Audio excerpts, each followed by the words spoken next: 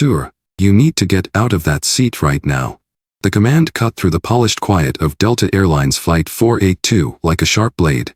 Heads turned. Coffee cups froze midair.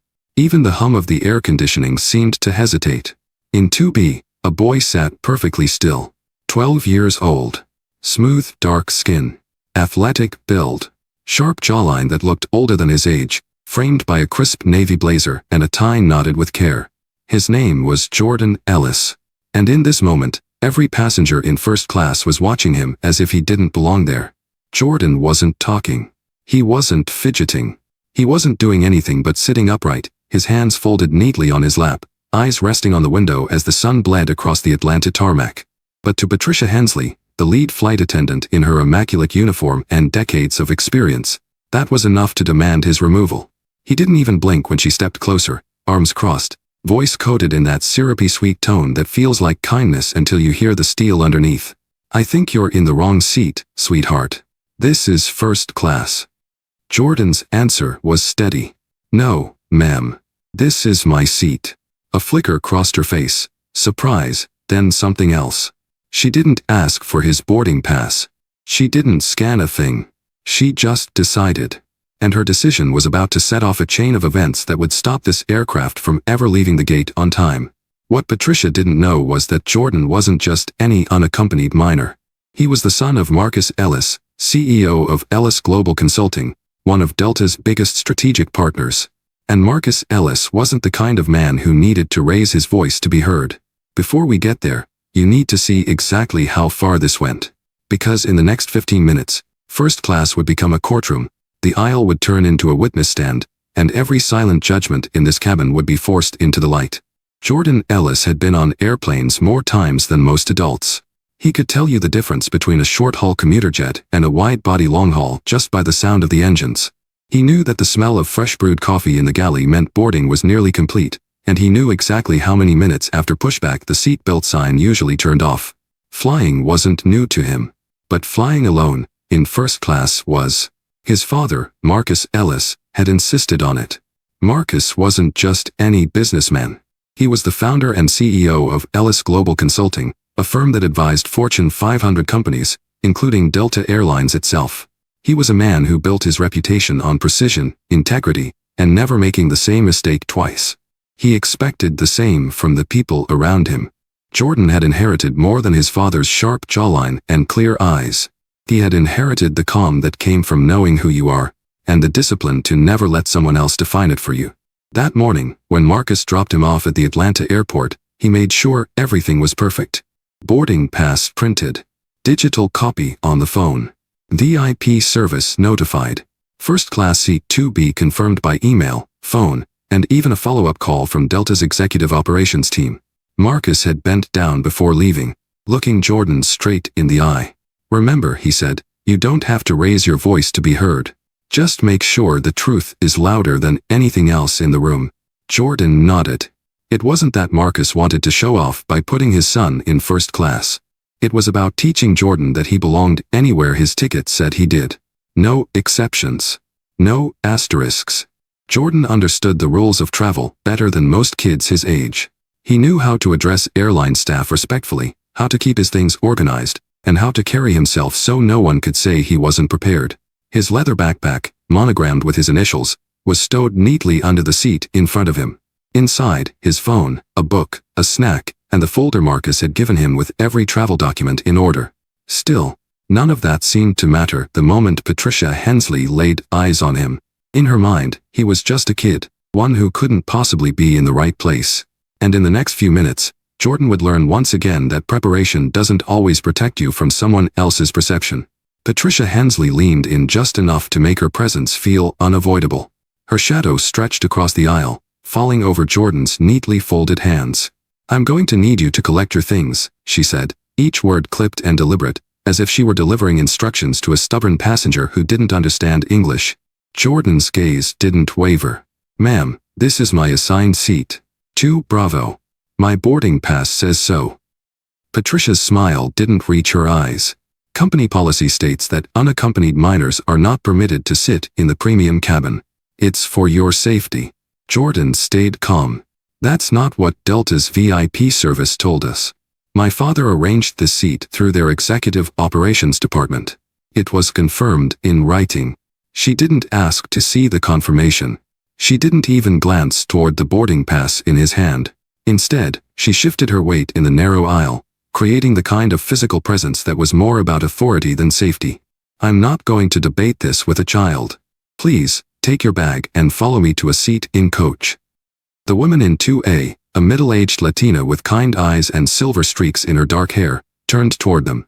Her name was Maria Gonzalez, and she had been quietly watching the exchange from the moment Patricia stopped at Jordan's seat. "Excuse me," Maria said, her voice steady but not confrontational. "Why are you moving him? He's not doing anything wrong." Patricia gave her the kind of glance meant to dismiss without engagement. "It's a policy matter, ma'am." Maria didn't back down. "Policy or not, I saw him show you his boarding pass.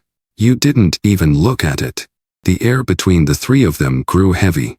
A couple of other passengers turned their heads, curious but not yet involved. Jordan remained seated, his voice even. "Ma'am, my ticket says 2 Bravo, and I have the documentation to prove I'm allowed to sit here." Patricia's lips pressed into a thin line. "We can sort that out later. Right now, I need you to come with me." Jordan exhaled slowly, the way his father had taught him when he needed to hold his ground. "If it's policy, then please show me where it says so. Otherwise, I'll stay in the seat I was assigned." That was the moment Patricia's tone shifted. She tapped the small earpiece at her right ear. "I'm calling for ground support. We'll have this resolved before departure." Maria Gonzalez's eyes narrowed, her voice soft enough for only Jordan to hear. "Don't let them make you feel small. You have every right to be here." Jordan gave a small nod, not of thanks, but of understanding. He wasn't moving. Not yet. Patricia's call for ground support traveled faster than the hum of the engines. Within moments, the cabin's calm was interrupted by the sound of firm, deliberate footsteps moving up the jet bridge. The figure that appeared wasn't a gate agent this time. It was the first officer, Ethan Moore, still in his pressed uniform and carrying the authority that came with sitting in the cockpit. He stopped just a few feet from Jordan's seat, scanning the situation with quick, practiced eyes. His gaze landed on Patricia first. "What's going on?" Patricia straightened her shoulders. "Unaccompanied minor in a premium cabin. He needs to be moved to economy for safety reasons." Ethan's attention shifted to Jordan, then to Maria Gonzalez in 2A, who was clearly unwilling to let this play out without a witness. He spoke in a tone meant to sound neutral but carried an edge of finality.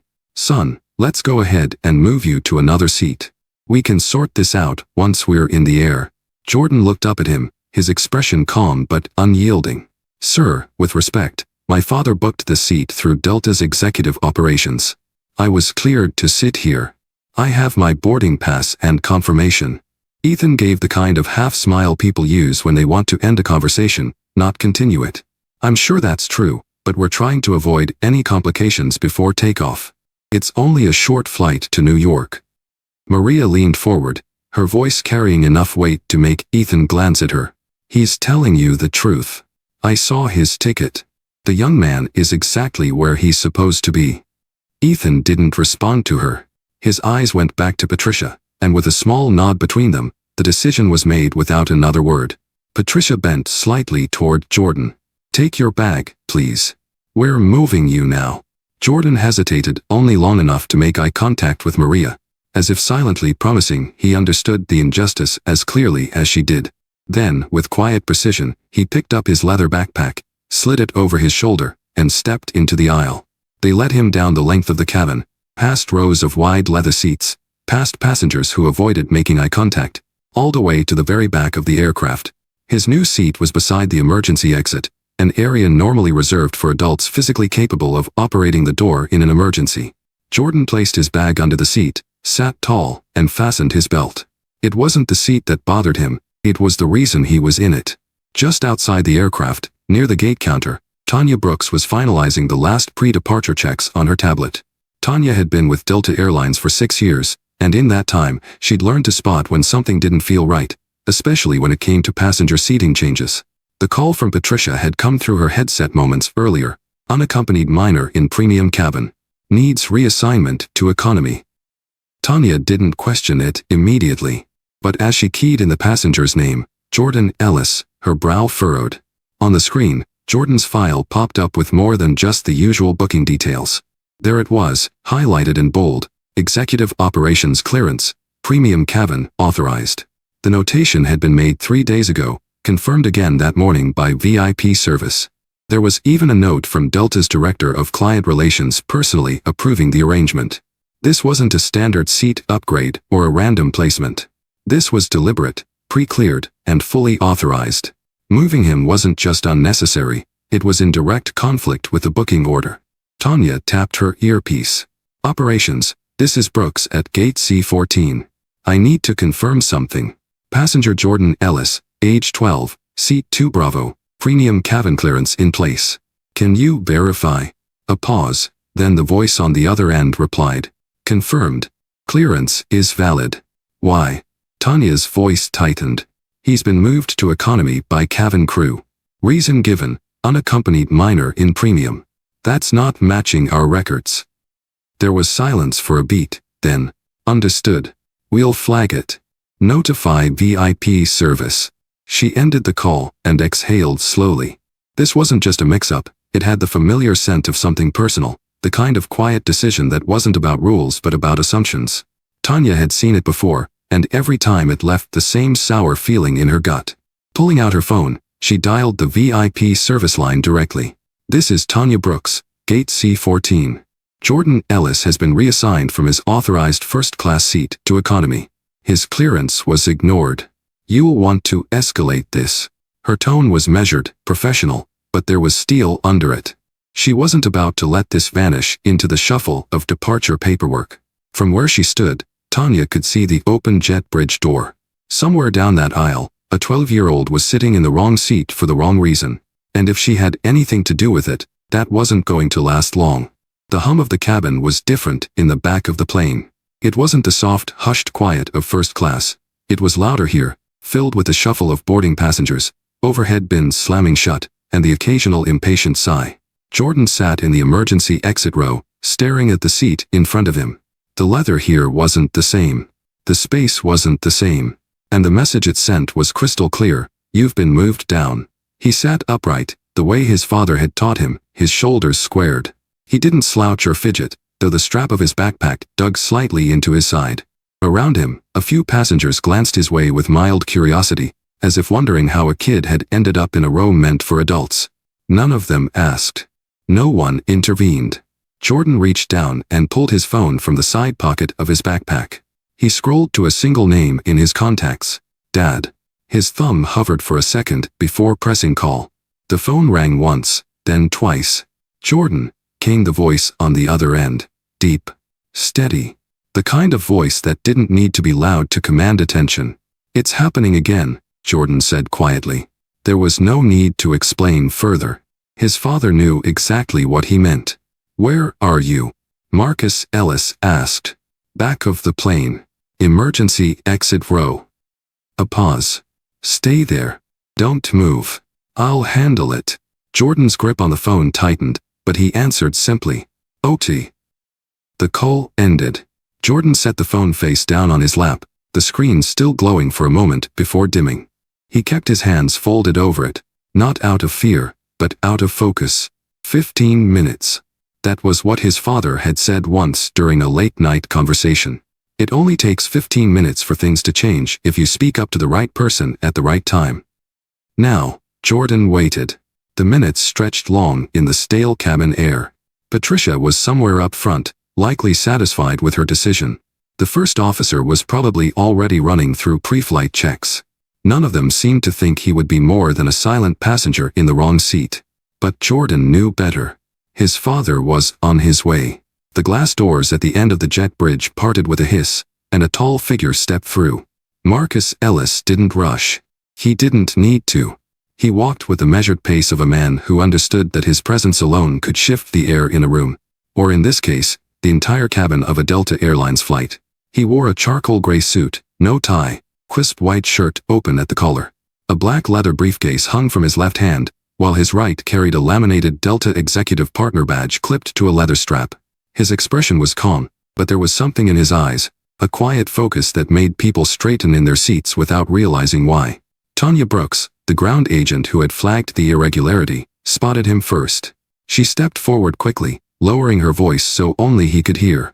"Mr. Ellis, your son's boarding pass was valid. I scanned it myself.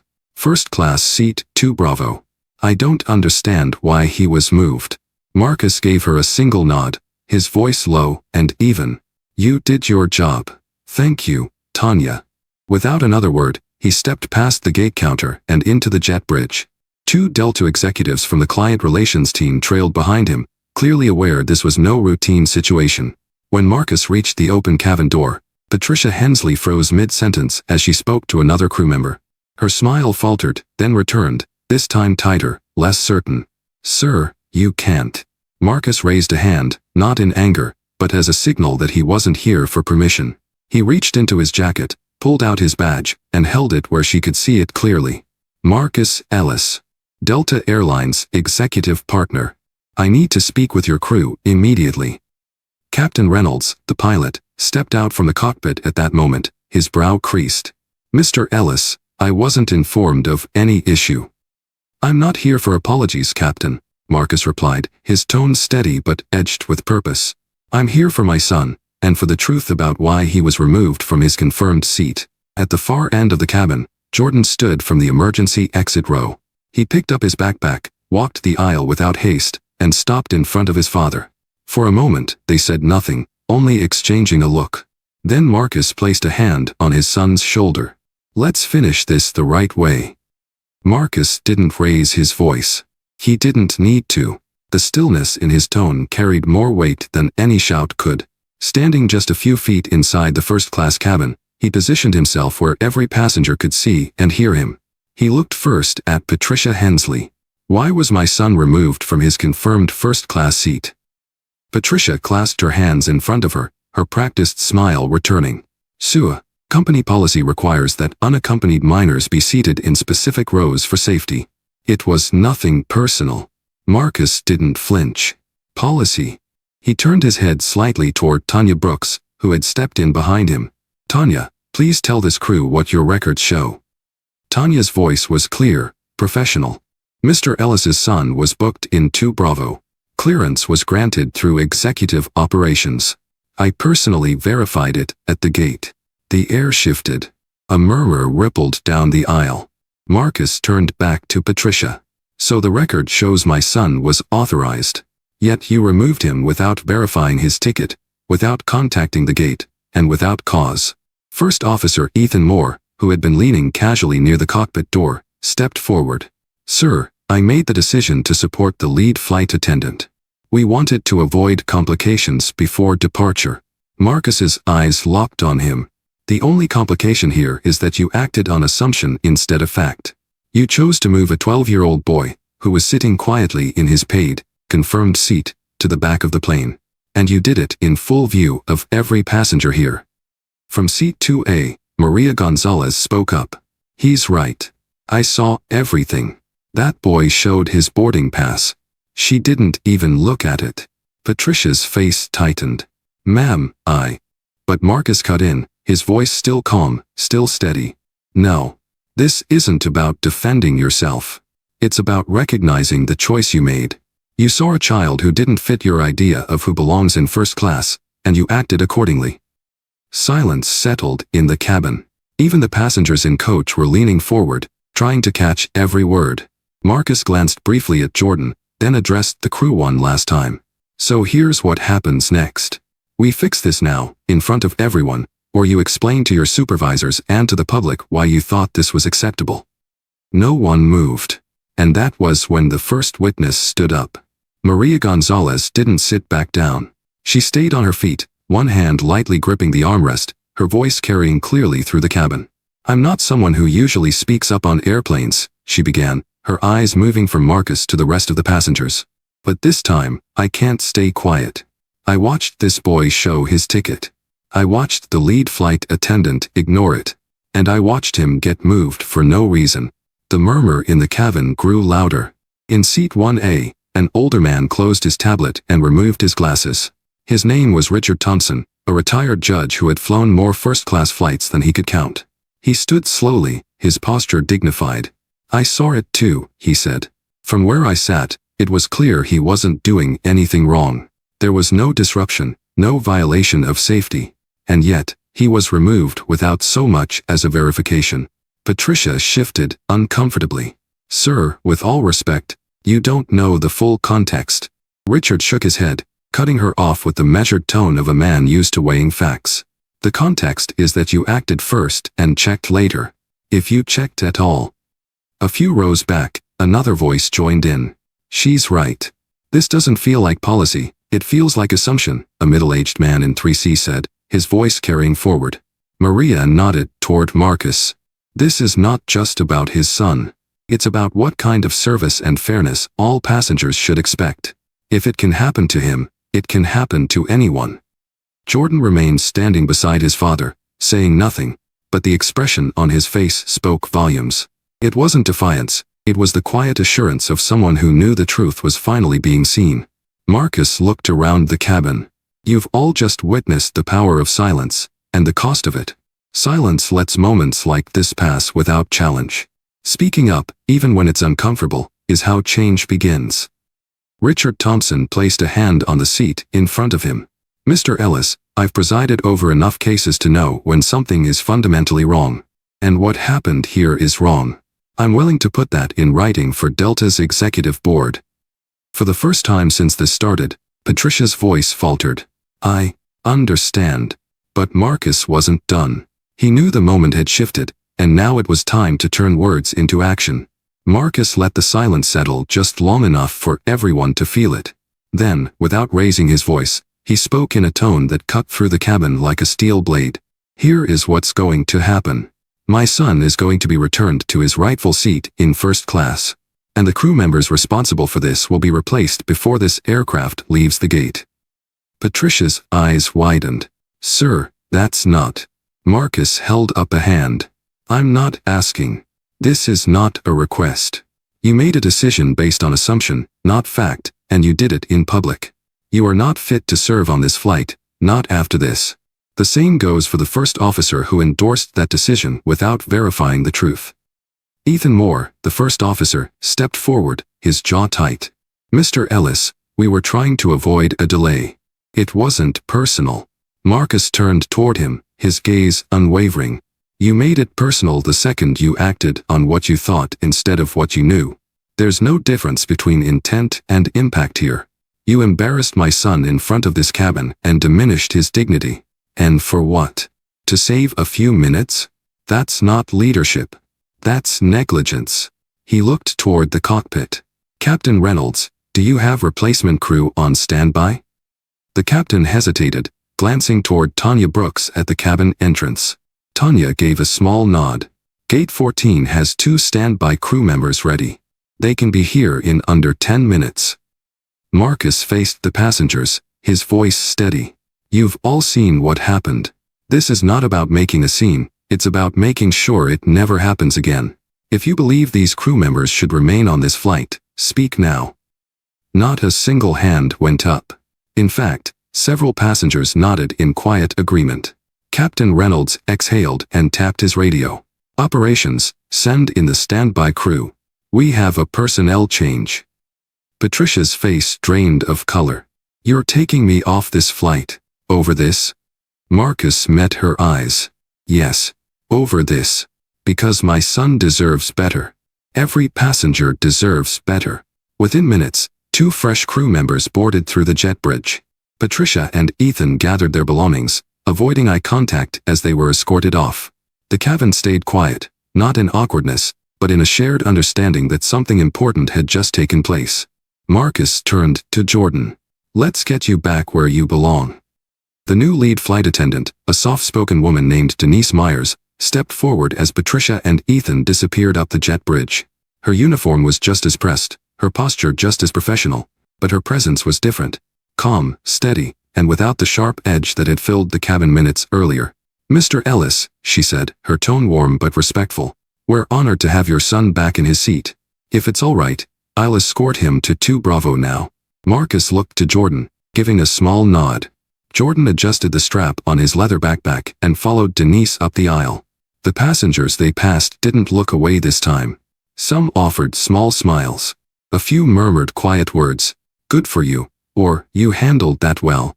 Maria Gonzalez, still seated in 2 Alpha, gave him an approving look as he slid back into his original seat. The first-class cabin felt different now. The earlier tension, that subtle tightness in the air, had given way to something quieter but stronger: respect. Denise knelt slightly beside Jordan's seat, making direct eye contact. "Is there anything I can get you? Water? A snack before takeoff?" "I'm fine, thank you," Jordan said politely. She smiled. "If that changes, you let me know. You belong here." Those last words, simple as they were, seemed to hang in the air for a moment. Marcus, still standing near the galley, caught the shift in the passenger's body language. People sat a little straighter, but it wasn't from discomfort, it was acknowledgement. They had witnessed something wrong being set right, and it had left an impression. Back in row 1, Richard Thompson glanced over his shoulder toward Jordan. "You carry yourself well, young man. Keep that." Jordan gave a small, measured smile. "Thank you, sir." Denise moved quietly down the aisle, checking belts and overhead bins, her demeanor setting a calmer tone for the entire cabin. The replacement first officer, already settled in the cockpit, called out the final pre-departure checklist. For the first time since boarding, Jordan let his shoulders relax just a fraction. The leather seat felt the way it was meant to, like his. Not a privilege handed down in pity, but a place he had every right to occupy from the start. Marcus returned to the galley, speaking briefly with Tanya Brooks before heading toward the exit. But not before giving his son one last look, a silent exchange that needed no words. Marcus stood near the cabin door for a moment longer, watching the new crew settle in and the passengers return to their routines. The hum of quiet conversation replaced the earlier tension, but the air still carried the memory of what had just unfolded. He turned back to look at his son, seated calmly in 2 Bravo, hands folded, gaze steady. It was the same posture Jordan had held from the moment this began. A choice, not an accident. Marcus stepped into the aisle and addressed him in a low voice. "I'll be heading off now, but you're good here." Jordan nodded. "I'm fine, Dad." There was pride in Marcus's eyes, but also something deeper: confirmation. "You handled yourself exactly the way we talked about. You didn't let someone else's judgment shake you. That matters." As Marcus stepped off the plane, a few passengers leaned into the aisle, offering him subtle nods of acknowledgement. No one applauded, no one made a spectacle. Respect doesn't always announce itself, it shows up in small gestures, quiet affirmations that say, "We saw what you did." Once the cabin door closed and the final safety checks began, Jordan leaned back against the headrest. Denise came by with a glass of water and a small packet of cookies.